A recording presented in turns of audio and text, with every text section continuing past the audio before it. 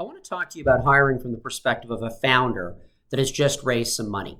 So there are a few general things that I'd like you to think about as you think about your first set of hires. First, you're looking for people who have complementary skills. You are not looking for people whose skills mimic yours, but rather people who have complementary skills. So if you're a business person, perhaps someone with a more technological background.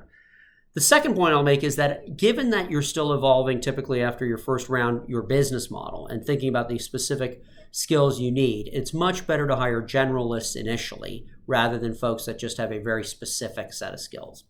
I think the third point is to focus on the product first and think about people who can help you build that product as effectively as possible, right? You can hire the sales and marketing folks later.